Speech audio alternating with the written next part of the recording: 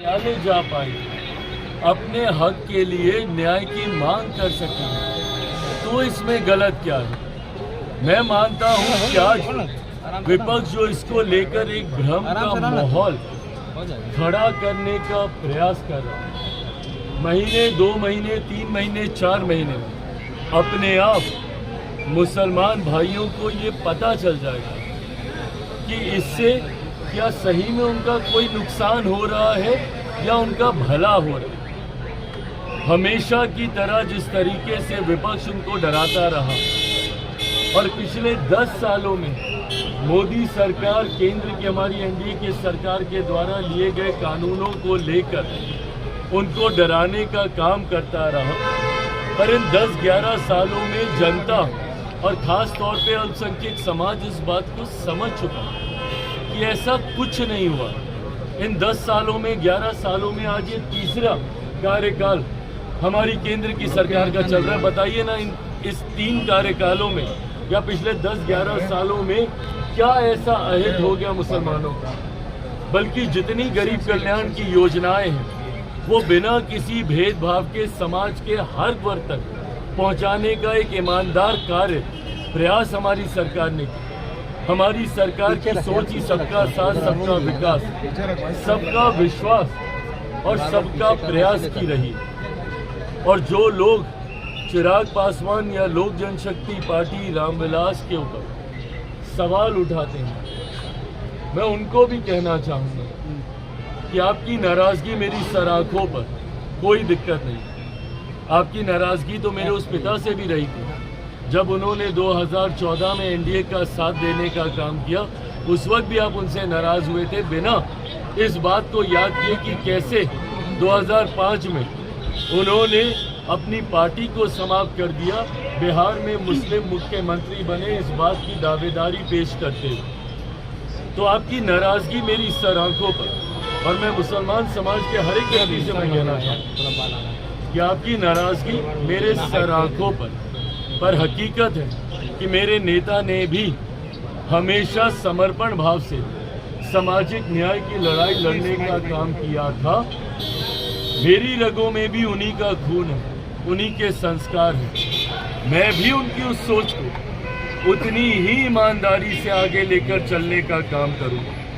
वक्त बताएगा कि चिराग पासवान के द्वारा लिए गए फैसले आपके हक में थे या नहीं थे, पर तब तक अगर आप मुझसे अपनी नाराज़गी भी अगर आप रखेंगे तो बस इतना याद ज़रूर रखिएगा कि चिराग पासवान का समर्पण न सिर्फ उस समाज के प्रति है, अल्पसंख्यक वर्ग के प्रति है, मुसलमानों के प्रति है, बल्कि उससे बड़ा समर्पण मेरे नेता में से जब एनडीए की सरकार कोई भी ऐसे कानून को लेकर आई है या ऐसे बिल लेकर आई है या ऐसे संशोधन लेकर आई है जिसने समाज के गरीब वर्ग को मुख्य धारा के साथ जोड़ने का कार्य किया, विपक्ष ने हमेशा क्या कर रहा है इसको लेकर भ्रम फैलाने का काम किया, फॉल्स नैरेटिव सेट करना।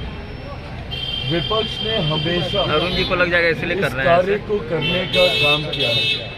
जितने भी दल हैं, इन लोगों ने जनता के बीच जाकर भ्रम फैलाना, झूठ बोलना, फॉल्स नैरेटिव सेट करना, निरंतरता में ये काम जितने भी विपक्ष के घटक दल हैं उनके द्वारा किया गया। क्या कर रहे हैं कृपा जी? उदाहरण के तौर पर जब सीए भी आया था उस वक्त जब हम करियर रहते थे आप पहला हाथ उन्होंने सीए को लेकर भ्रम फैलाने का काम किया, जनता के बीच एक आगजनी का माहौल निरंतरता में महीनों तक बना के रखा। उस वक्त भी मैंने सदन के पटल में कहा था कि हाल कानून को आरसी किया, आने वाले दिनों में अपने आप पता चल जाएगा कि इससे किसकी नागरिकता गई।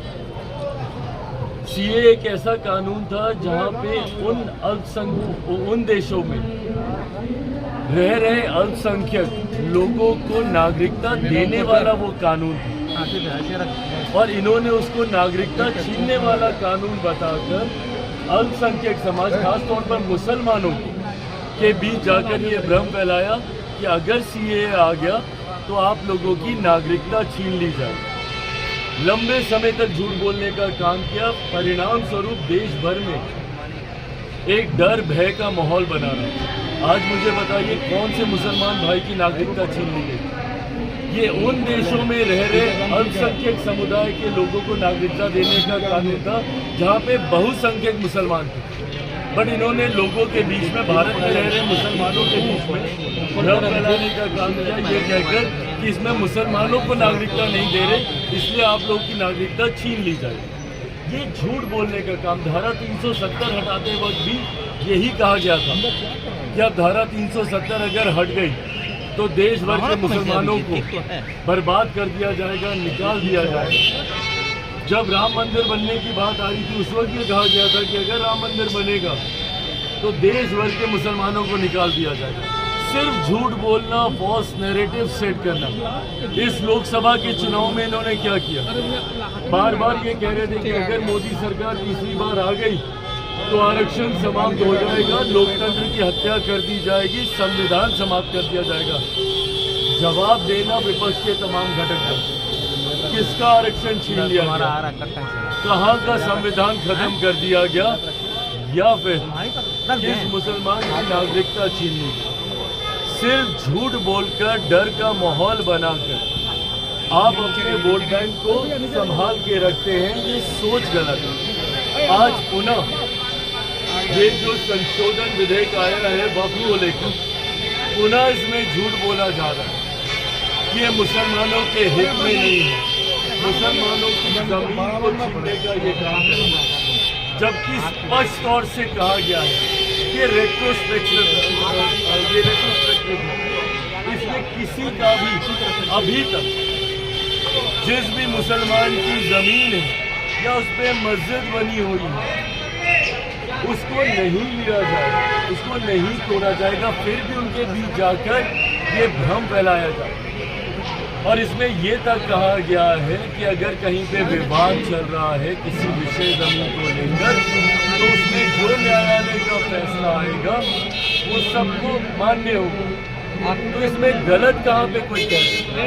अगर किसी सिस्टम में कोई पारदर्शिता लेकर आ रहा है, अगर ट्रांसपेरेंसी अगर एक सिस्टम में लाई जा रही है तो इसमें गलत क्या है? अगर आप गरीब मुसलमानों को उनका हक देने का काम कर रहे हैं तो इसमें गलत क्या है? आज की तारीख में कई ऐसे मसले हैं जहां पे मुसलमानों की ज़मीन का विवाद ही वक्फ बोर्ड के साथ चल रहा है, पर अफसोस की बात यह है कि उनको न्याय